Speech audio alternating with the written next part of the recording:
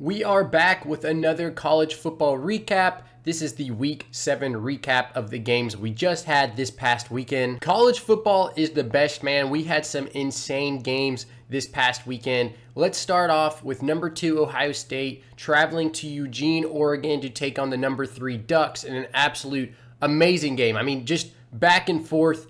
Beautiful college football to watch. Oregon comes out on top 32-31. They advance to 6-0 on the year, 3-0 in the conference. Ohio State falls to 5-1 after the loss. I think watching this game, it was clear these are two of the best teams in the country. I mean, they were ranked number 2 and 3. Now I believe Oregon is 2 and Ohio State is 4. So they're still top 4 teams as they should be. I would have been fine with them just flip-flopping and putting Ohio State 3 and Oregon 2 and still keeping Penn State outside the top 3. I don't know if I would put Penn State number 3, but either way, I'm glad Ohio State didn't drop that far because these teams, either one of these teams could easily be the number 1 team in the country. Looking at these teams, it didn't look like there were too many flaws. It was just two amazing teams going at it. Will Howard, 326 yards, 2 touchdowns on the day. Dylan Gabriel, 341 yards on the day with 2 touchdowns. Both teams had success running the ball. Jordan James ran for 115 yards and a touchdown for Oregon. Travion Henderson had 87 yards on the ground. Judkins definitely struggled a little bit, only 23 yards on the ground. You saw great receivers on both teams. Jeremiah Smith, Ibuka combined for almost 200 yards and 2 touchdowns.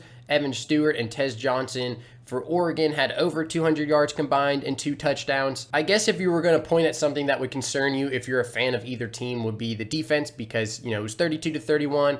Both teams gave up close to 500 total yards of offense. But I don't really think you can look at this game and take that takeaway. It's just two elite offenses going at it. You expected there to be some points. You expected there to be some yards given up in this game. I did feel like Ohio State kind of went away from the run in the second half, which maybe it didn't matter. Like I said, I mean, they're a field goal away from winning this football game, but they had success in the first half running the ball, and I felt like in the second half they got away from it. Here, I think, are the two big talking points for me for this game. Number 1, Oregon is legit.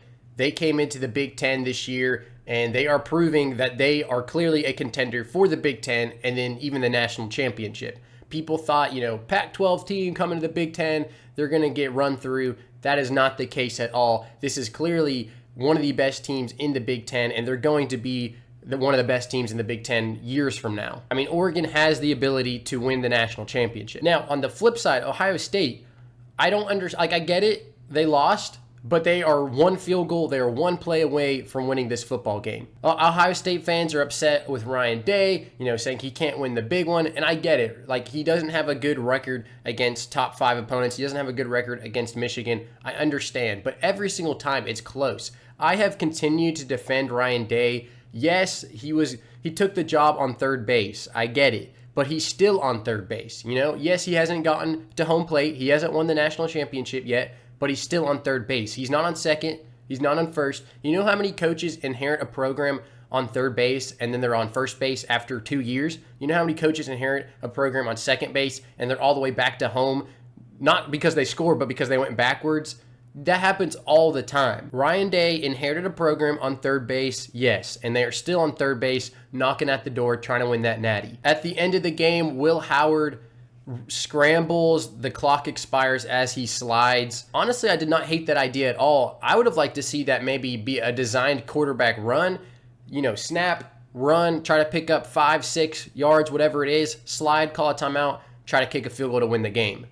Obviously, hindsight's 2020. Like I said, these very well could be the number 1 and 2 teams in the country. Obviously, Texas is up there, but at worst, I would have these teams in the top 3. Looking ahead, Ohio State has a bye week this week and then takes on Nebraska the following week, and then they go at Penn State after that. So got a couple tough games coming up. Oregon, on the other hand, has a very manageable schedule from here on out. They play at Purdue this Friday, so short turnaround. They need to be ready for that game, but I would assume they take care of business. And then they have Illinois and Michigan back-to-back. I honestly don't see either of those teams being too much of a problem. And then after that, it's Maryland, Wisconsin, Washington. There's a really good chance this Oregon team finishes undefeated. I think most people would assume there's going to be a rematch in the Big Ten championship between these teams, But slow down just a little bit because Ohio State, like I said, has to play at Penn State. Penn State looking pretty good. I think they're up to number 3 in the polls. Again, I wouldn't have them quite that high, but still, that's a very losable game for Ohio State. And if they were to lose that, you now have 2 conference losses. If Oregon, is undefeated, Penn State, if they have 1 or 0 losses, that's for the Big Ten championship, Oregon, Penn State. So definitely Ohio State needs to take care of business in their other games. We'll see what happens, but the Big Ten is going to be a lot of fun from here on out. Number 9, Ole Miss went to Baton Rouge to play number 13, LSU. LSU gets the win in overtime, 29-26. LSU led in this game for 0 seconds. They had the walk-off touchdown, and besides that, they never had the lead. 2 very good teams going at it. It's a brutal loss for Ole Miss. Like I said, they led the whole game and then ended up losing. And this is why Ole Miss cannot lose to Kentucky. And you might be saying something similar with Bama since they lost to Vandy. Like if Bama ends up losing this weekend to Tennessee, you're going to say something similar like that's why you can't lose to Vandy because now you have 2 conference losses. So Ole Miss, Bama kind of in a similar situation there. Ole Miss has to win out from here on out if they want to get to the playoff. That's what Jackson Dart said. He's absolutely right. You can't afford another loss. LSU is such a weird team, and they've been a weird team ever since Brian Kelly stepped foot on campus. They're just so up and down. I feel like their floor is so low, but their ceiling is so high. They have the capability to go out and beat anybody, but they also have the capability to lose games to like USC, who now USC has lost 3 games. They have the capability to almost lose to South Carolina, probably should have lost to South Carolina. It's just a very strange team, but like I said, super high ceiling, and they knock off Ole Miss in this one. And I think Nussmeier kind of sums up the way they play very well. Like I said, up and down. Nussmeier looks amazing in some scenarios, and then not so great in others. He had 2 picks, but he still threw for 337 yards and 3 touchdowns. His completion percentage, he was 22 for 51, so well below 50%. LSU has struggled to run the ball in several different games now, including this one. Only 84 yards on the ground, 3.5 yards per carry, 2 turnovers for both teams. Jackson Dart had 284 yards, a touchdown, and a pick. So you may be wondering, how did LSU even win this game? They were losing the whole game, like I said, didn't have the lead with any time on the clock. They couldn't run the football. They were playing up and down. They had 2 turnovers.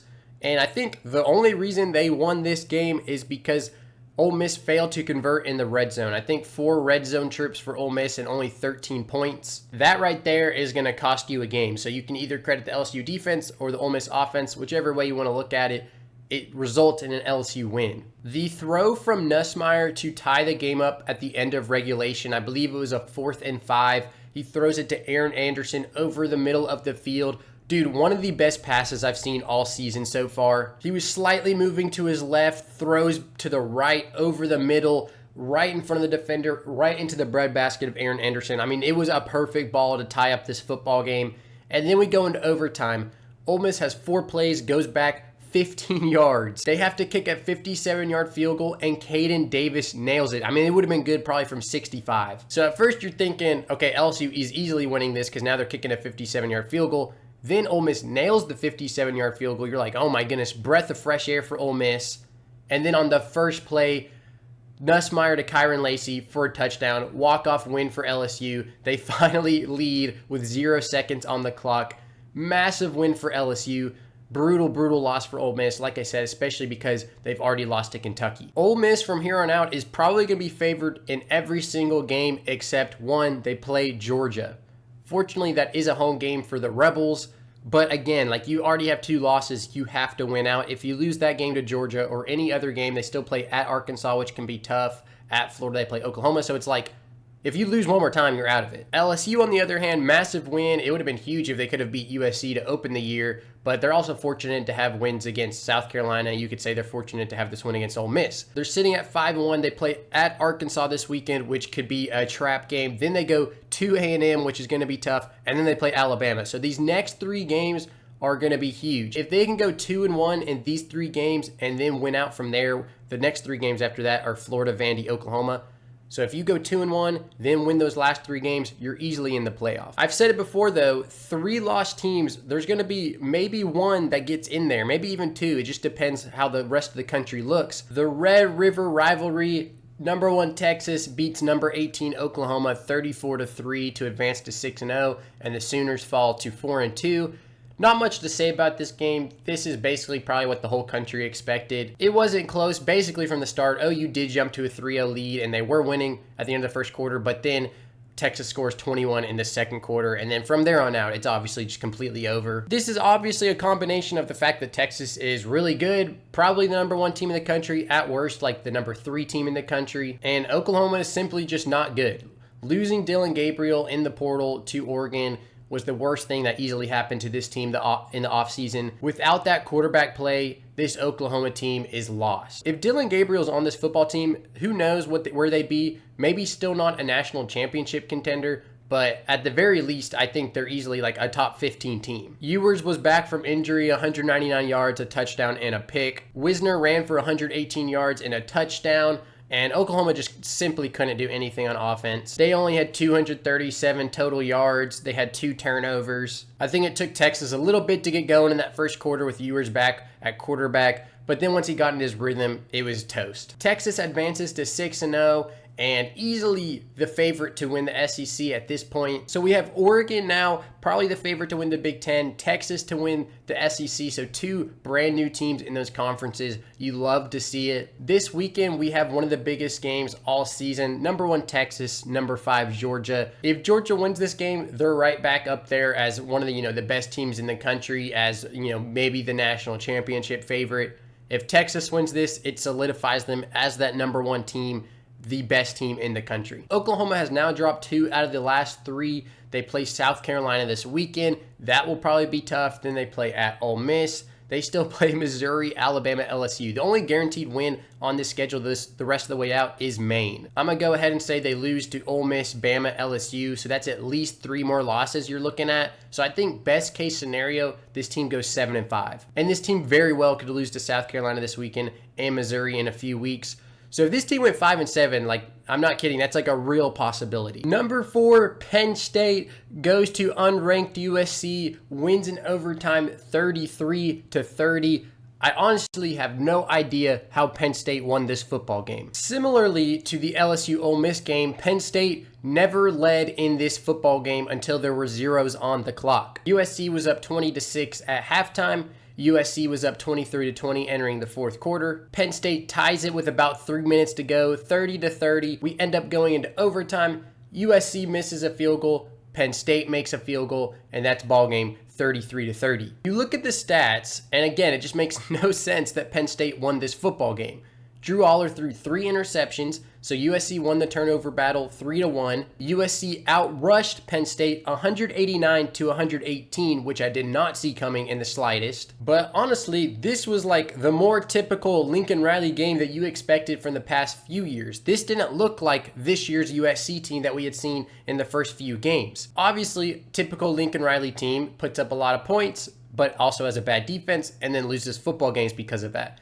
This year, that hasn't been the case. USC's defense has been immensely better. And even giving up 33 points is still a lot better than they were in the past few years. But they gave up 518 yards. They didn't capitalize on these turnovers like they should have. The first interception Drew Aller throws is around the 50-yard line. It's returned all the way back to the Penn State 26. So now USC has the ball on the 26. They run 4 plays, -2 yards, kick a field goal. The next interception Drew Aller throws on their own 24. USC gets the ball, 4 plays, 2 yards, kicks a field goal. I mean, you can look at those 2 right there, and it's like if they could have just scored a touchdown on one of those drives, they're going to win the football game. Obviously, the missed field goal in overtime definitely hurts, but it feels like it should have never gotten to that point. I can't keep talking about this game without talking about Penn State tight end Tyler Warren, 17 receptions, 224 yards, and a touchdown. I mean, he single-handedly basically won this game for Penn State. Without him, they do not win this football game. 224 of Drew Aller's 391 yards all went to Tyler Warren. So obviously a huge comeback win for Penn State. I still don't know exactly how to feel about Penn State. They're now ranked number 3 in the AP poll. I wouldn't put them that high,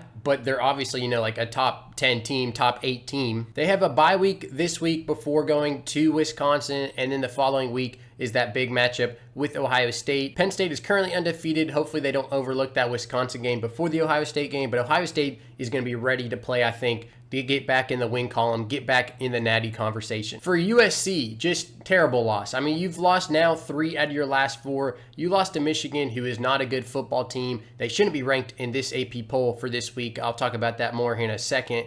They lost to Minnesota, obviously not a good loss. And then you blow this one to Penn State. This was a must win. I mean, every game was a must win after the Minnesota loss. You have Penn State, you had the win, and somehow you blew it.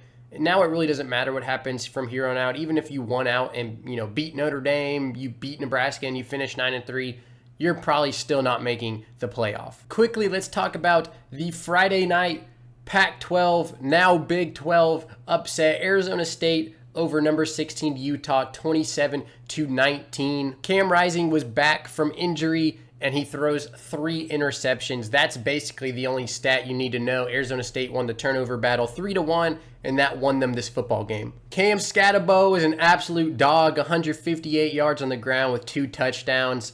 He is a fan favorite, dude. And let's talk about Kenny Dillingham. First year as Arizona State's head coach, former Oregon offensive coordinator. The Sun Devils are currently 5-1. Their only loss, a close loss to Texas Tech, who is also sitting at 5-1. Dillingham is only 34 years old, so he just has a very bright future in coaching. Who knows, maybe he can do something special with Arizona State, or there's a good chance he gets poached and goes to a bigger school, a better school. Time to talk about Utah. The state of Arizona owns them. Back-to-back losses, Arizona, Arizona State. They play TCU this weekend, but they now have 2 conference losses, sitting at 1-2 in the conference, 4-2 overall. As I said in the last video, these Big 12 standings are crazy. BYU 3-0, Iowa State 3-0, Texas Tech 3-0, Kansas State 2-1, Arizona State 2-1, Cincinnati 2-1, Colorado 2-1, West Virginia 2-1. Out of all those teams I just mentioned, really the only one we kind of expected to be up there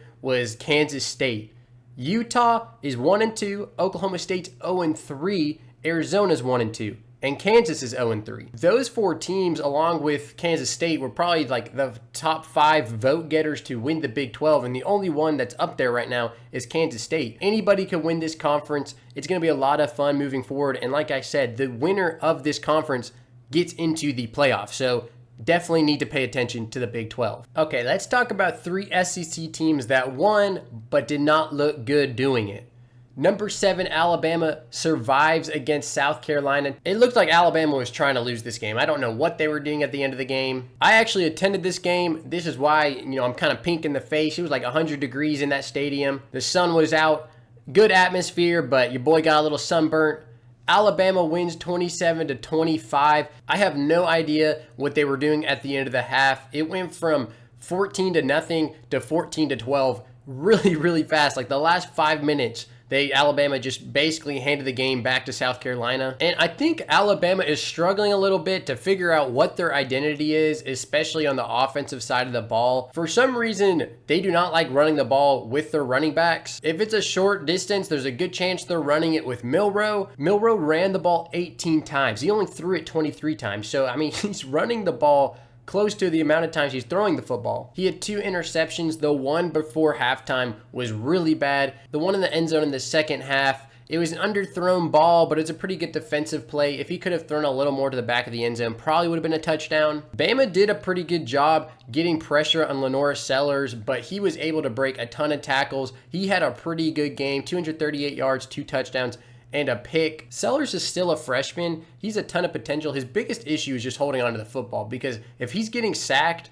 or hit really anywhere on the field, there's a good chance he's going to fumble. Bama also struggles stopping the run. It feels like any team that runs the ball pretty well, like South Carolina, like Vandy, has a chance to beat this Alabama team. Alabama's pass rush looked pretty good, but their run defense did not at all. Alabama takes an 8-point lead with like 4 minutes to go in the game. They're up 27-19. They allow South Carolina to drive down the field, throw a touchdown. Lenore Sellers misses a wide open receiver to tie the ball game up with a 2-point conversion, but then they proceed to get the onside kick. Alabama just sent pressure on every single play, and South Carolina wasn't able to get into field goal range, and they ended up throwing an interception, but they only needed like 10 yards. You get 10 yards, you have a chance to win that football game. Another heartbreaking loss for South Carolina.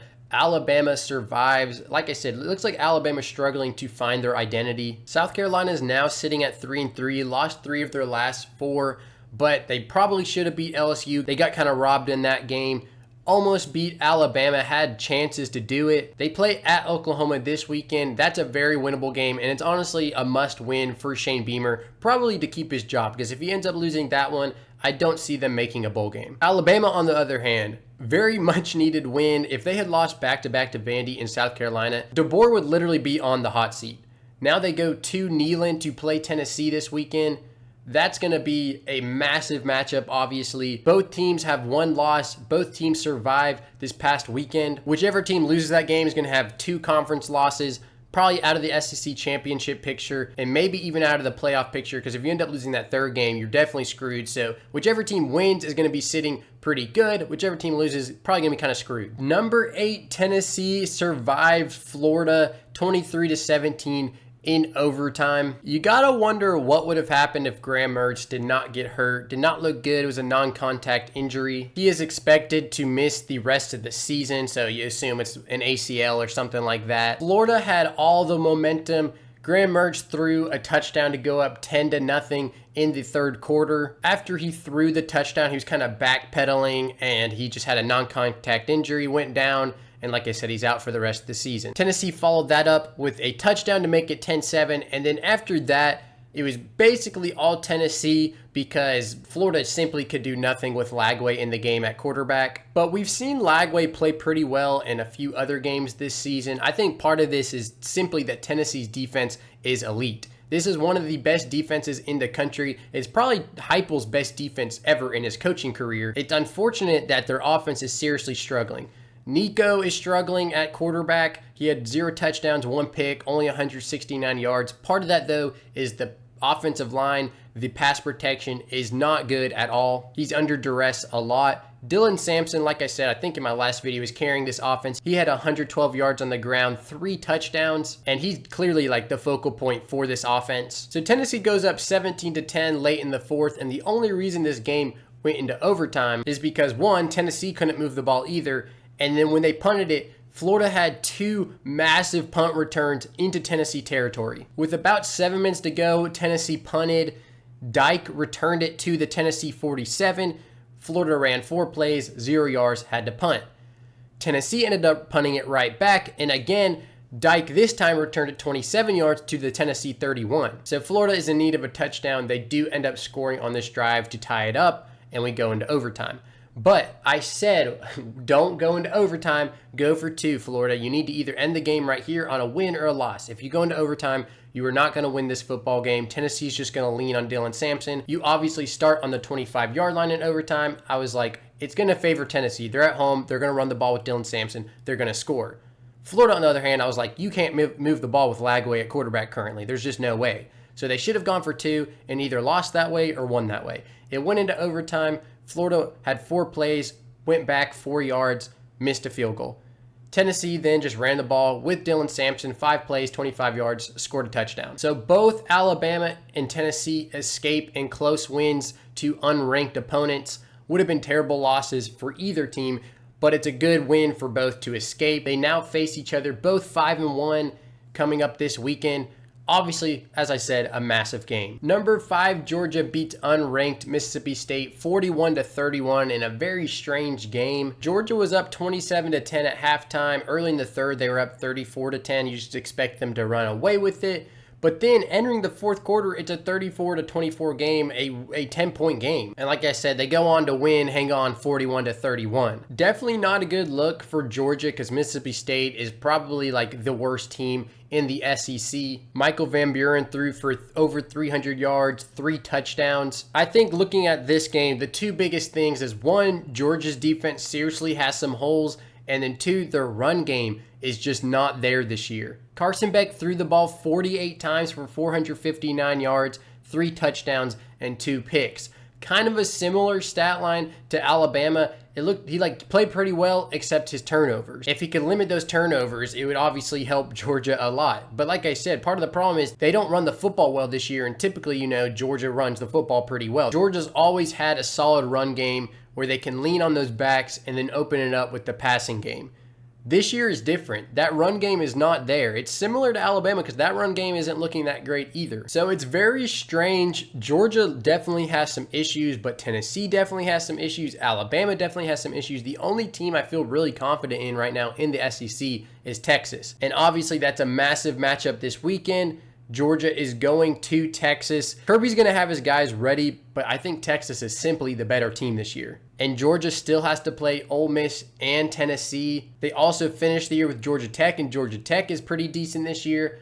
So it's tough for Georgia. They really, really need to somehow beat Texas this weekend. If they were able to beat Texas this weekend, obviously that's a massive resume booster, but then also it's kind of like, okay, settle down, massive win. We're back as one of the best teams in the country. Let's just go out there and, you can still afford another loss, but if they lose this one to Texas, they can't. How about them Cyclones 6-0 after beating West Virginia 28-16? They are now up, I think, to number 9 in the polls. They reached the top 10. And this was a close game late into the third quarter. 14-10, Iowa State was up. And then it kind of fell apart for West Virginia. Garrett Green threw 2 costly picks. His first pick was in the red zone, and then Iowa State goes down to score, make it a 21-10 game. At that point, it's kind of out of reach, and then he throws another pick. So then they end up losing 28-16. This was a must win for West Virginia. I still think they're better than their record indicates. They're 3-3 at this point, but their 3 losses are all good losses. But it's kind of like you got to at least win one of those. And so now they're 3-3. They're still only 2-1 in conference. So I guess they still have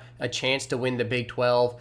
But at this point, you're 3-3. If you don't win the Big 12, you're not getting into the playoff. Rocco Becht had a pretty good game for Iowa State, 265 yards and a touchdown. Jaden Higgins went over 100 yards receiving. But that defense forcing those 2 turnovers at the end of the game was massive. Iowa State is 6-0 for the first time since 1939. Great start for Matt Campbell and the Cyclones. They're sitting at first in the Big 12, tied with BYU and Texas Tech. Iowa State's schedule is so easy, it's so manageable here on out. They do not play BYU, but they do play Texas Tech, which is obviously a massive game. But from here on out, they play UCF, Texas Tech, Kansas, Cincinnati, Utah, Kansas State. They're probably going to be favored in all of those unless, they start losing some games. Definitely some losable games on there. Texas Tech, at Kansas. I think Kansas still can beat teams despite, being 1-5 or whatever at this point. At Utah's tough, Kansas State. So definitely some losable games, but at this point, they'll probably be favored in basically all of those. But again, they don't need to go undefeated. It's a 12-team playoff. If they win the Big 12, they're automatically in.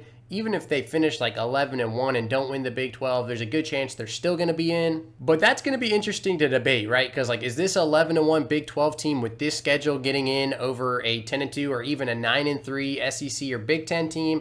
That's going to be the debate. That's going to be fun. But right now, Iowa State 6-0. Number 17, Boise State beats Hawaii 28-7 to advance to 5-1. Obviously, I'm just touching on this game, one, because Ashton Jeanty is insane. Another insane game, 217 yards and a touchdown. He's currently on pace to break Barry Sanders' rushing record for a season, so that'll definitely be something to watch for. But then secondly, they are obviously the favorite group of 5 team to make the playoff. They are up to number 15 in the polls. They have a bye week this week, but then next week, a Friday night game against UNLV. That's probably the 2 best group of 5 teams right now going at it. That's probably the 2 best group of 5 teams going at it. One of those 2 teams is probably going to make the playoff unless somehow like Liberty or somebody sneaks in. So Friday night game, Mountain West, Boise State versus UNLV in 2 weeks. But there's a good chance they do rematch in the Mountain West Championship. But whoever wins that Mountain West Championship, Boise State or UNLV, assuming those 2 teams make it, will probably be making the playoff. And I know people are going to want to see Ashton Jeanty in the playoff. So like I said, they're 5-1. Their only loss is 37-34 to Oregon, who just beat Ohio State. So there's like a legit chance this Boise State team ends up being ranked like top 10 if they keep winning out. Pitt advances to 6-0 with a 17-15 win over Cal, another ranked team surviving. But this is, I think, a really good win for Pitt in the sense that typically the whole year their offense has been lights out. New OC, Cade Bell, has completely just transformed that offense. And so they've been winning because they put up a lot of points. And their defense has not looked that great all year. But for the first time this year, they can win a low-scoring slugfest. Like I said, 17-15 So it's a good sign that, hey, even though our offense didn't look good, even though Holstein only threw for 133 yards and 2 picks, we were still able to win this football game. Cal had a chance, though. They missed a 40-yard field goal with about 2 minutes to go that would have potentially won the football game, would have given them a 1-point lead. They even got the ball back after that with a little bit, I think about 45 seconds, and they weren't able to do anything. So this is like what? The 4th or 5th ranked team I'm talking about today that barely managed to survive. If just one play or one kick would have gone differently, they could have easily lost this football game. Pitt is now 6-0 after going 3-9 last year, so massive turnaround for Pat Narduzzi. They have a bye week, then they play Syracuse, which is going to be a massive matchup. Syracuse is 5-1. Kyle McCord is balling out. I believe Syracuse should be ranked, so that's going to be a huge matchup. And then after that, they have at SMU, and then 2 weeks after that, they play number 10 Clemson. So some tough games coming up here for Pitt. This is where it'll show if they are legit or not. Last game we're going to talk about, number 23 Illinois survives Purdue in overtime 50-49, and this game was absolutely insane. Another ranked team barely surviving against an unranked opponent. Last week felt like 2007 with the upsets. This week was so close to being 2007, but too many of these ranked teams ended up coming out on top. Illinois was up 24-3 at half, 27-3 early in the third quarter. And then after that, Purdue went insane. They ended up taking the lead 43-40 with 46 seconds to go, but they allowed Illinois to come down and kick a field goal to go into overtime. And then both teams scored a touchdown, but Purdue went for 2 and did not get it. I respect the decision to go for 2. Illinois comes out on top after getting the stop. There were 39 combined points scored in the fourth quarter in this game, and this is just like not at all what I expected between Purdue and Illinois. You expected probably a lower scoring game, Illinois with an easy win, maybe like 34-3, and that's what it looked like it was going to do. So obviously a little concerning for Illinois that they allowed them to get back in this game. They allowed them to, have 536 total yards, but survive and advance, baby. That was the motto of this week, I guess. Luke Altmaier had 379 yards, 3 touchdowns passing for Illinois, so great game. They play number 24 Michigan this week, so number 22 versus number 24 in a big matchup.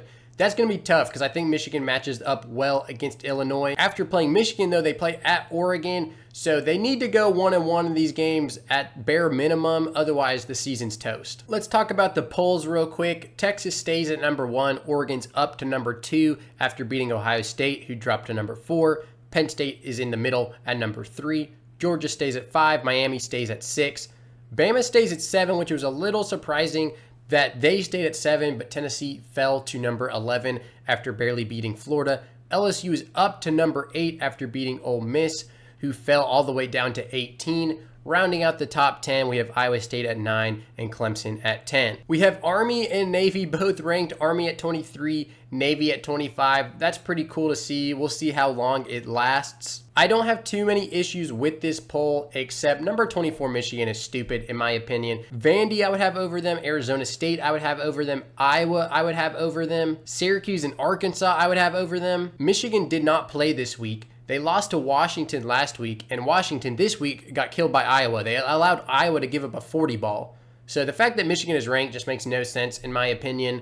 But besides that, I think these polls look pretty decent. So that's going to do it for this recap. We got some exciting games coming up for week 8. Obviously, Texas, Georgia, Bama, Tennessee. Those are the 2 biggest ones. But also some trap games like LSU, Arkansas, K-State, West Virginia. As always, it'll be a lot of fun, and I'll see y'all next week in another recap.